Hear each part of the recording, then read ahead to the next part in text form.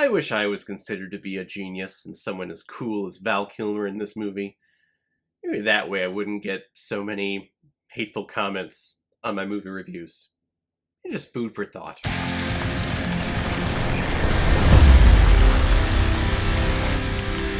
Real Genius, released in 1985 and is directed by Martha Coolidge, who has directed such films like Rambling Rose, Introducing Dorothy Dandridge, and Valley Girl. And this film is starring, of course, Val Kilmer, Gabe Jarrett, Michelle Mayrick, and William Atherton, who is just typecast in everything that he does as the biggest prick you have ever seen before in your life.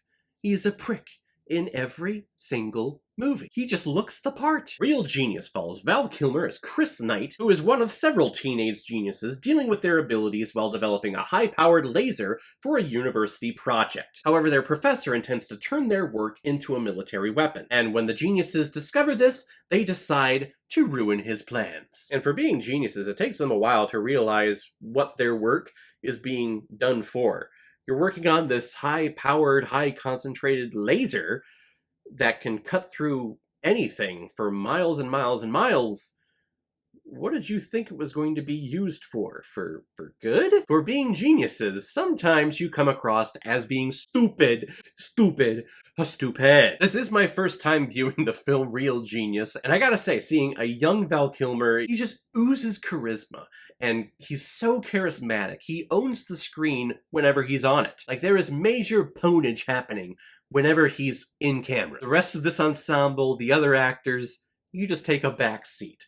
Let's focus on Val Kilmer because he's destroying you. And watching him in this movie, I'm getting the sense that Ryan Reynolds basically stole Val Kilmer's character in this film when he portrayed Van Wilder in the film Van Wilder. They're basically the same person, except Van Wilder is not trying to build a military-grade laser. I wish sometimes I grew up in the 80s, because back then, concepts like lasers, that was like the big thing. Oh, if we have a laser, we can take out countries, and we can rule the world with our laser. But now lasers are so common. You see them in mechanic shops, you see them in classrooms.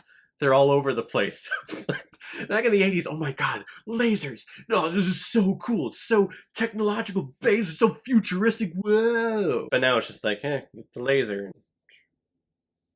There we go. But Val Kilmer is Chris Knight. He's that genius who knows what he's doing, but he also comes off as a slacker, just because I'm sure he is bored in all of his classes. Because he knows so much. He's bored with taking these exams. His mind is already way farther down the road than everyone else's. So there are many times where he can come across as an arrogant prick, but really, I don't blame him. I actually find him to be very likable in this film. But the majority of this film focuses on the younger genius of the group, played by Gabriel Jarrett. This kid looks like that one kid from your high school, and you know who I'm talking about. The kid who had the long, wavy hair and would never cut it, but it was just a little too long. The guy who had the very narrow horse face and that weird, just gangly, googly little smile of his. Probably could have used some braces. Mitch falls under that stereotype here in this film. He's also 15 years old, and he gets called to this university to work on this project and get advanced learning, and he just gets so stressed in this movie. Thank God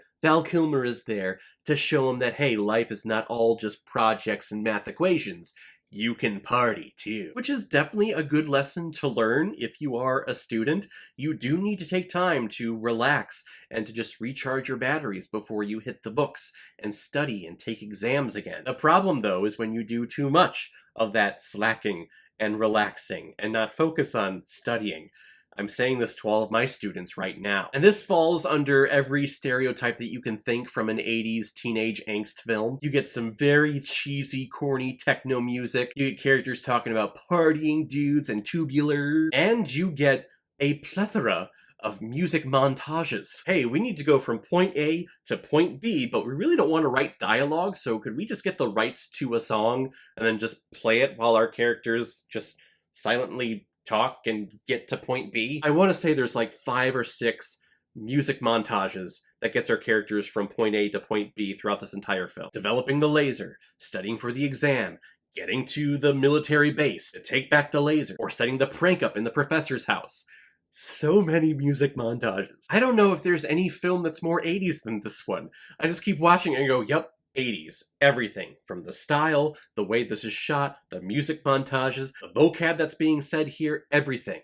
This is just so 80s. And the story is cheesy. The plot, I think, is very thin. The ending climax, the ending prank when it comes to this military-grade laser, it's cool, it's fun to watch, it's hilarious, but it's so far-fetched, and it's like, yeah, that would have been a concept done in the 80s, wouldn't it have been? Am I gonna go back and watch this movie? Probably not. Again, I think Val Kilmer's performance is actually excellent in this film, but everyone else around him is so over the top. Even Mitch, who's supposed to be our straight character, he's over the top with his straightness. I'm gonna give Real Genius 3 out of 5 Blu-rays. Not exactly what I had in mind, but not bad. Alright everyone, now comes my favorite part of my videos where I randomly select which movie I'm going to be watching next, so let's take a look.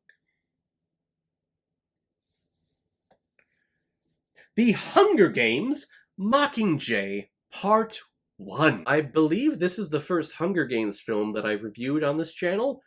I believe so. I have seen all of them, but I haven't actually seen them for a very long time. Actually, probably since the last film came out. I watched it once, and I've just never gone back to revisit this franchise. I do remember really enjoying it, though, but this was around the time where all of these young adult novel film adaptations were taking the last entry in the book series and splitting it into 2. That way they can get more money and stretch out the franchise longer than what it should be. And from what I remember, Mockingjay suffered because of that, especially Part 1, because it was, from what I remember, it felt really slow. But I haven't checked it out in a while, so we'll check it out next time. If any of you have recommendations of films that you want me to review on here, you can leave a recommendation below this video, or go to my Facebook page, my Instagram, or my Twitter, leave your recommendation there, and if I have access to it, I will watch, review it, and give you a shout on the channel. And if you want me to do your recommendation as quickly as I possibly can and bypass the whole random generator that I have here, you can make a PayPal donation on the main page of my YouTube channel. Any size donation will do, just attach your movie with the donation, and if I have access to it, I will watch it and publish my review of it as quickly as I possibly can. So guys, if you've seen Real Genius, what did you think about it? Or if you've never seen it before